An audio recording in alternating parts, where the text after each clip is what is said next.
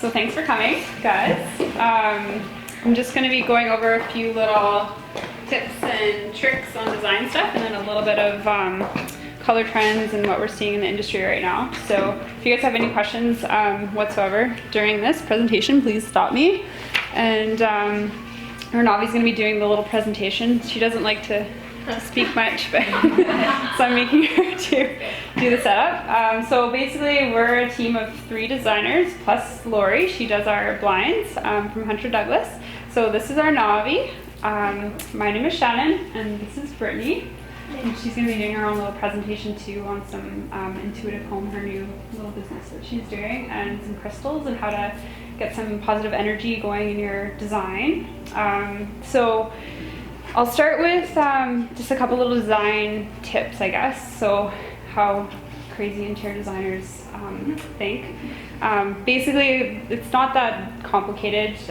You just have to categorize things to make them flow. So basically the balance, proportion, symmetry, contrast, all of those fancy terms, there's a way to combine them to make something look more put together and less cluttered.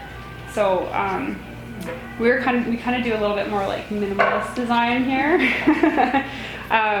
but just like mixing patterns and textures and all that stuff. So first rule of thumb is to combine elements that have various heights. So you want to do like a small, medium, high height, and that basically breaks up your line of sight. So that helps create some interest.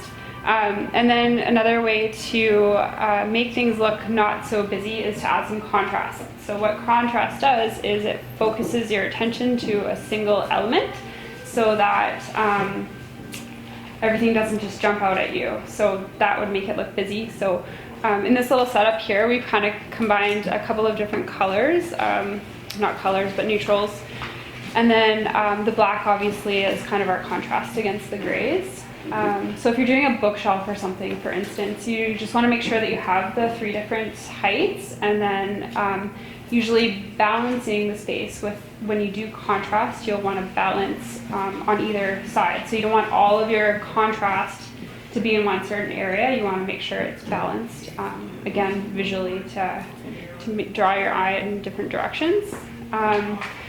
So this is how to do a little coffee table setting. So as you can see, it does have a few different levels to it, and then the green, like we love to incorporate green whenever we can. It just gives you more life, and it is kind of the trend right now to do more of like an organic, natural setting. So plants, and if you don't do well with plants, fake plants. I'm the fake plant person, so yeah, there's lots of great Canadian suppliers actually that are doing some pretty realistic fake plants now, because back in the day they used to be really shiny and terrible looking, but they've come a long way, so it's good.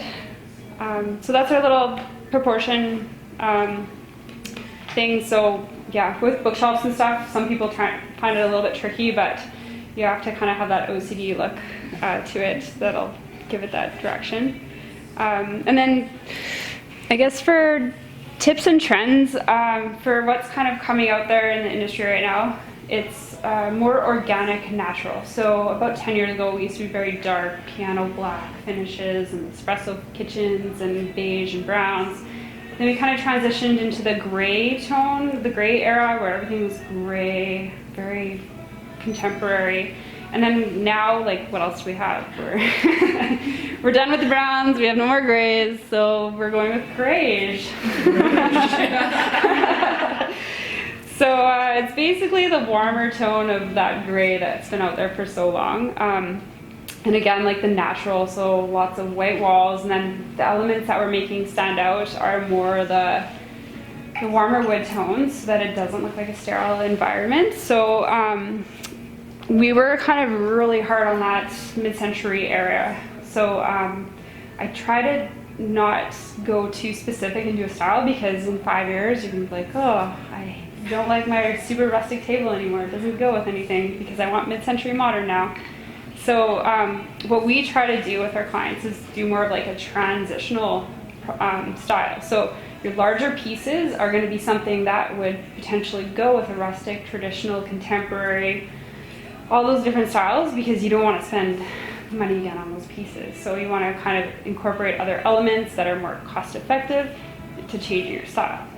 So, so yeah, the walnut thing, mid-century modern, when people try to go too specific in that, walnut is very clean and classic, and then when you try to mix really rustic stuff with it, doesn't necessarily work.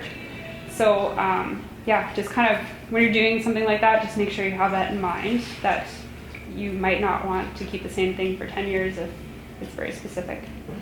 I loved my my grandparents' antique furniture about like 5 years ago, and there's no way I would do that again.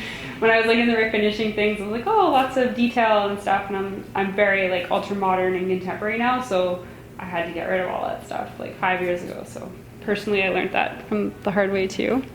And then white, like again, very neutral color, but then you want to make some warmth in the space, so incorporating some wood tones and then some off-whites in there as well. How everyone's doing kind of their white cabinets and stuff. You just want to have some warmth. And then texture. So again, the concept with texture and pattern is that you want to have 3 varying sizes of the texture. So you want to do something that's a large pattern texture, and then like a medium, and then either like a solid. So you don't want to have 3 things that are the same, because again, it won't flow properly. But this is kind of a combination of what we're seeing nowadays. We're doing like the natural wool, lots of exaggerated fluffy texture, and then some of the mustard velvets, just for warmth, and then this extra fuzzy teddy bear stuff here, which is amazing right now. There's lots of it out there. Lots of big fluffy chairs and that. So yeah, this is kind of the trends that we're seeing right now. Very neutral, so like when you see neon pop art come back and you want to throw in some like ultra bright yellows and greens and stuff, you can totally do that with that. So I know you're laughing now, but seriously, it's gonna come. We're probably like 5 to 7 years behind Europe, and I totally saw that in Europe when I was there last time, so it's probably coming soon. But keeping the stuff neutral, like the stuff you're gonna spend money on, is the best way to do it. You guys have any questions? No? Good? Okay. We'll learn about some crystal stuff. My name is Brittany. Oh, do you want to change this? Okay. I'm Brittany. I've been working at Lavish Design for just over a year now, helping with projects, decor, sourcing, furniture sourcing, all the behind the scenes steps to working on projects. About 4 months ago is when I started my own little business adventure called Intuitive Home. So basically what it is mindful decorating. So it's being mindful and intentional in the experience of shopping, as well as in the way of decorating. So having intention behind what you're purchasing and a why of what you're purchasing is basically what I'm striving to do. And then I have a few extra services on the side, which are crystal placement. I just have a few here for you guys to look at. Each crystal has its own benefits, personally to yourself and to your home. Each room can have certain ones to uplift different energies. It can be in your entryway, your bathroom, your bedroom. If you want to feel more relaxed, help you sleep at night, those ones can be placed in your living room or your bedroom. So I'm just going to go over a few things that can enhance the energy in a more positive way in your home.